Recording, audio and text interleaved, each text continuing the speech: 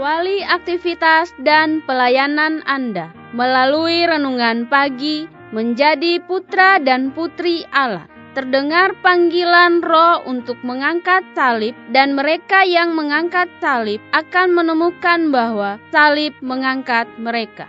Dituliskan oleh Ellen G. White bersama Pendeta Denny Kanajo. Selamat mendengarkan. Salam, salam sejahtera untuk para pendengar dimanapun Anda berada saat ini. Kita berjumpa kembali dalam mendengarkan firman Tuhan melalui audio Renungan Pagi. Pada tanggal 9 Februari 2021 dengan judul Hukum diberikan untuk kebaikan kita senantiasa.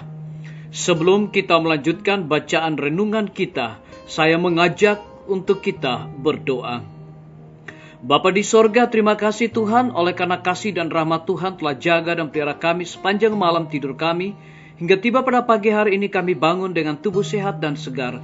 Sebelum kami melakukan tugas pelayanan dan pekerjaan aktivitas kami sepanjang hari ini, kami rindu untuk mendengarkan kebenaran firman Tuhan. Berbicaralah melalui hamba pada saat ini, karena kami siap untuk mendengarkannya. Ampuni kami Tuhan, kami sudah berdoa hanya di dalam nama Tuhan Yesus dan Juru Selamat kami. Amin. Ayat inti kita terdapat di dalam Ulangan 6 ayat yang ke-24. Demikian firman Tuhan. Tuhan Allah kita memerintahkan kepada kita untuk melakukan segala ketetapan itu dan untuk takut akan Tuhan Allah kita, supaya senantiasa baik keadaan kita dan supaya Ia membiarkan kita hidup seperti sekarang ini. Mari kita ikuti penjelasannya. Ketika orang-orang muda pergi ke dunia ini untuk menghadapi segala bujukan kepada dosa, nafsu untuk mendapat uang untuk permainan dan pemanjaan diri, untuk pertunjukan, kemewahan dan pemborosan, mencari laba yang besar, penipuan, perampokan dan kebinasaan. Apakah pengajaran-pengajaran yang akan ditemukan di sana?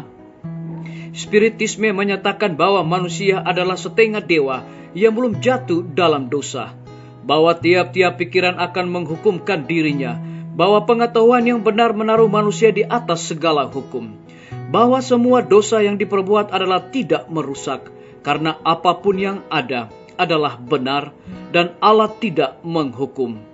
Yang terhina di antara manusia digambarkannya sebagai di sorga dan sangat ditinggikan di sana. Jadi sangat banyak orang yang diajak untuk mempercayai bahwa keinginan itulah hukum yang tertinggi, bahwa kebebasan itulah kemerdekaan, dan bahwa manusia hanya bertanggung jawab kepada dirinya.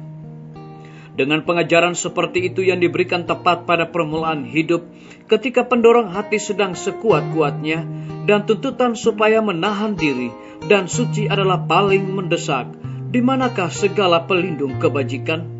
Pada waktu itu juga durhaka sedang berusaha menghapuskan segala hukum, bukan yang ilahi, melainkan manusia juga.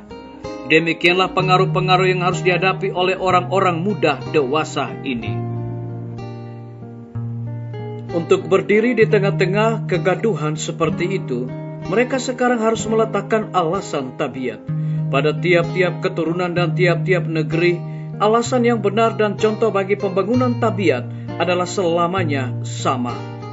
Hukum ilahi, kasihilah Tuhan Allahmu dengan segenap hatimu, sesamamu manusia seperti dirimu sendiri.